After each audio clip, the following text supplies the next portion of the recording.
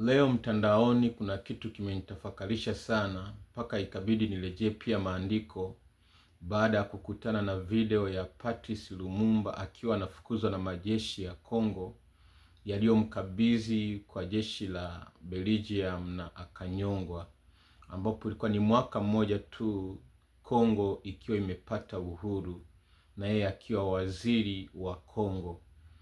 Na leo Patrice Lumumba anakumbukwa zaidi kuliko hata rais aliyekuwepo madarakani wakati yeye akiwa waziri.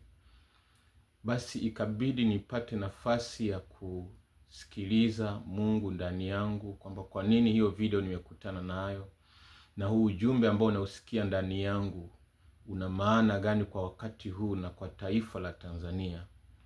Basi naomba niombe then ni share pamoja na hilo andiko ambalo niliporejea hiyo nikalipata. Mungu uliye hai, asante kwa sababu wewe unatufundisha kwa njia mbalimbali. Niongoze kwa neno hili ambalo Bwana lizidi kutufumbua taifa la Tanzania kuepuka kila ambacho kinaendelea sasa kwenye taifa letu. Ninaomba kwa jina la Yesu Kristo. Amen. Bila shaka watu wa Mungu mnaona kila ambacho kimekuwa kikiendelea kwenye taifa la Kongo kwa muda mrefu, ambapo kuna vita ya ndani kwa ndani, lakini ukirejea moja ya wazalendo wa kwanza waliouawa ni Patrice Lumumba, ambaye hakuwa rais lakini alikuwa waziri, ila alikuwa mzalendo kwa taifa lake, ambapo alikuwa anapigania haki ya Wakongo. Lakini watu waliomsaliti ni watu ndugu zake, kwa maana ya Wakongo, Joseph Mobutu Seseko, ambapo alihusika kwenye kuhakikisha anakamatwa na akamkabidhi kwa Belgium na akawa amenyongwa. Lakini alikuwa mzalendo kwa taifa lake. Natokea hapo Kongo ikawa haikaliki, amani ya Kongo ikawa imesuasua. Wakajikuta kwamba mwanzoni wamepigana vita dhidi ya maadui wa nje wa Belgium na wakafanikiwa kuwatoa, lakini sasa wakajikuta wameingia kwenye vita ya ndani kwa ndani. Nikawa ninawaza kwamba au damu ya Patrice Lumumba inalitesa taifa la Kongo. Nao nikiwa najiuliza hilo swali, nikakumbuka kwa habari ya Rais Dr. John Joseph Pombe Magufuli, kwamba kwa nini tangu tumepata uhuru hatujawahi kupitia hiki ambacho tunakipitia taifa la Tanzania. Lakini baada ya kifo cha Magufuli, awamu tu chache ndani ya miaka tu minne, tumeona hiki ambacho kimetokea, mauaji ambayo hatujawahi kuyashuhudia kwenye taifa la Tanzania. Na ninaporejea hivi lazima pia tujiulize kwamba je, kwani Magufuli ndo mzalendo wa kwanza kufa kwenye taifa la Tanzania? Hapana, wapo wazalendo wengi ambao waliuawa aidha kwa siri kwa sababu ya uzalendo wao. Lakini nataka kurejea kitu kimoja, ambapo moja ya kitu ambacho Rais John Joseph Pombe Magufuli alikuwa anatusisitiza Watanzania ni kumuombea. Alikuwa anasema Watanzania niombeeni. Lakini I'm not sure kama watu tulikuwa na mzigo kumuombea kama alivyokuwa anadai tumuombee. Na mwisho wa siku Magufuli akawa ameuawa. Unajua iko hivi kwenye ulimwengu wa roho, damu ya mwenye haki mmoja kuna wakati inaweza ikakumbusha damu za wenye haki wengine waliouawa. Hii tunaikumbuka pia hata kwenye Ufunuo wa Yohana, inadai ya kwamba wale watu waliouawa kwa ajili ya Injili, damu za watakatifu, watakuwa wanadai kisasi juu ya damu zao, kwamba ni lini ambapo utalipa kisasi kwa ajili ya damu zetu. Kwa kuna wakati ambapo damu za wenye haki zinaweza zikamwagwa na bado zikanyamaza. Lakini mkianza kuona maafa makubwa yanatokea, mjue ya kwamba damu za wenye haki imefikia kikomo cha kuanza kudai haki yao. Na hii huwa inatokeaje? Wakati naendelea sasa kutafakari na kuomba Mungu aniongoze nini alichotaka nijifunze kupitia Patrice Lumumba kwa kurejea taifa langu la Tanzania, nikaongozwa kwenye andiko hili la Ezekieli sura ya 3 mstari wa 18 na wa 20. Naomba nitasoma.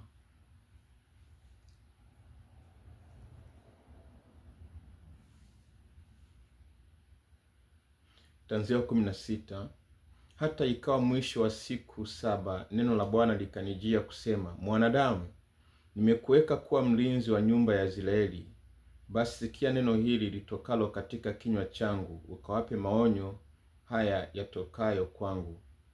Nimwambiapo mtu mbaya, hakika utakufa, wewe usimpe maonyo, wala usemi na huyo mtu mbaya, ili kumonya, kusudi aache njia yake mbaya na kujiokoa roho yake.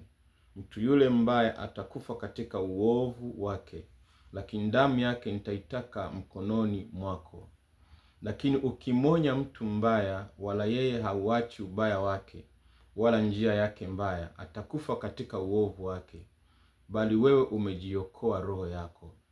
Tena mtu mwenye haki aiachapo haki yake na kutenda uovu, nami nikiweka kikwazo mbele yake, atakufa kwa sababu hukumonya, atakufa katika uovu wake, wala matendo yake ya haki aliyoyatenda hayatakumbukwa, lakini damu yake nitaitaka mkononi mwako.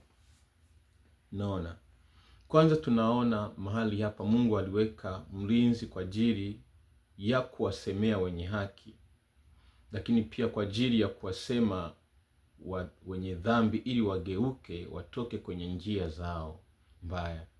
Nakasema kama muovu atafanya uovu wake alafu wewe usimwambie, huyo muovu atakufa katika uovu wake, lakini damu yake nitaitaka mikononi mwako. Manake damu ya waovu waliotenda uovu, pamoja na kwamba watakufa katika uovu wao, lakini damu zao zitakuwa juu ya yule ambaye alipaswa kumuonya huyo muovu. Sasa nikirejea kifo cha Rais Magufuli, mpaka sasa bado kina utata. Na nakumbuka siku moja nilikutana na mtoto wake mmoja, mtoto wa Magufuli mmoja, akaniambia, Watanzania, Rais Magufuli alikuwa anawaambia mniombee, lakini hamkuomba. Kwa hiyo mna deni la kulipa juu yake. Na hapo ilikuwa 2024. Kwa hiyo unaona kabisa kwamba kuna kitu, yamkini kuna watu ambao walikuwa wanajua ukweli wa kilichompata Rais Magufuli ambacho sasa hivi tunakisikia, lakini waliamua kukaa kimya na kuassume kila kitu kiko sawa. Lakini damu ya mwenye haki inapomwagwa, alafu waovu wanaendelea na maisha, Mungu anaanza kuitaka hiyo damu kwa wenye haki ambao wamenyamaza. Kwa matokeo yake ni pale ambapo wenye haki pia wanajikuta wako hatiani ya damu zao kumwagika. Manake nini? Damu ya mwenye haki imemwagwa, then muovu atakufa, lakini maandiko yanasema damu ya huyo muovu itadaiwa kwa wenye haki. Manake inadai wewe mwenye haki pia umwage damu kwa sababu umenyamaza. Kwa hiki tunachokiona ambapo wenye haki wanapoteza uhai wao, wanamwaga damu yao, dhahiri kabisa kupitia andiko hili ni matokeo ya damu za waovu ambazo tumezinyamazia. Ingawa wamekufa katika uovu lao, lakini wametuachia laana zao kwa sababu hatukuwaonya, hatukuwaambia ukweli. Na hili deni linaanza kwanza kwa sisi watumishi wa Mungu ambao Mungu alitupa dhamana ya kuihubiri kweli, lakini tukabaki kuhubiri sadaka na zaka. Ikawa kama ndiyo agenda kuu ya wokovu wetu, wakati wokovu wetu ni kuwahubiri watu na dhambi zao. maana Yesu alikuja kuokoa watu na dhambi zao. Sasa kama huhubiri watu na dhambi zao, bali unahubiri watu na pesa zao, je, watatoka vipi kwenye dhambi zao? Kwa hiyo tuna deni la kulipa kwenye taifa la Tanzania, kwanza kwa watumishi kuwa na wajibu wa kuwahubiri watu makosa yao kama inavyosema Isaya 58 bila kupepesa. Maana tusipowaambia, damu zao zitatakwa mikononi mwetu. Na leo tunachokiona hiki ambacho damu za vijana wasio na hatia zimemwagwa, alafu tunaassume kama hakuna kilichotokea, tunaendelea na mahubiri yetu, maada zetu. Hizo damu zitakuwa kama zimenyamaza, lakini tutadaiwa. Je, hiki tunachokipitia Tanzania sio matokeo ya damu ya Rais Magufuli iliyomwagwa bila hatia, hata kama ni kwa siri, pamoja na damu za wengine, ambapo sasa imefikia kikomo? Mkiona kwamba watu wenye haki wanamwaga damu, manake kikomo cha damu za wenye haki zilizomwagwa bila hatia imefikia kikomo. Kwa hiyo wajibu wa kuliponya taifa ni kwanza, moja, kuwa wakweli kwa wale ambao wamefanya uovu, kuambia ukweli. Pili ni toba. Cha kwanza ni toba, cha pili ni kuwa wakweli, waovu kuwaonya katika uovu wao na sio kwa sumu. Hiyo ndio hatua. Hiyo ndio hatua. Maandiko yanatuonyesha Yuda Iskarioti alipomsaliti Yesu, kabla Yesu ajafa, damu yake ilimwagika. Tunahitaji kusimama kama taifa. Na kwa kweli moyo wangu unapata huzuni ninapoona watumishi wa Mungu ambao tunawategemea mlilete taifa hili kwenye toba ya kweli na matengenezo, mko bize na mada zenu za kuhubiri, mko bize na kupanda mbegu, mko bize na mdhamini, si sadaka ya mdhamini, mko bize na mafundisho tu ya fedha. Moyo wangu unapata huzuni sana.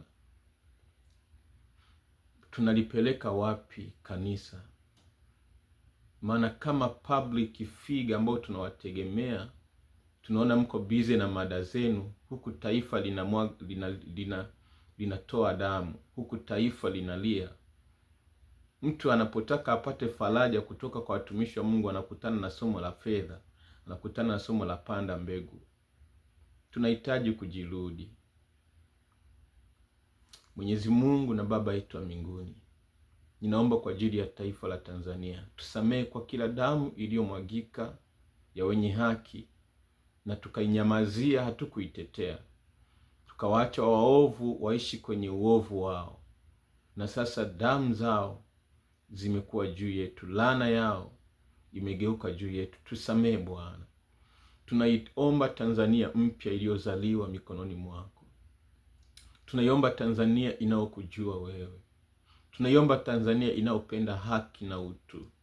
Mungu utusikie, Mungu utusaidie. Ninaomba haya kwa jina la Yesu Kristo. Amen. Mungu atusaidie wa Tanzania. Bado tuko gizani sana. Bado kwa staili hii bado sana. Wale ambao tunajiita watumishi wa Mungu bado. Mungu atusaidie.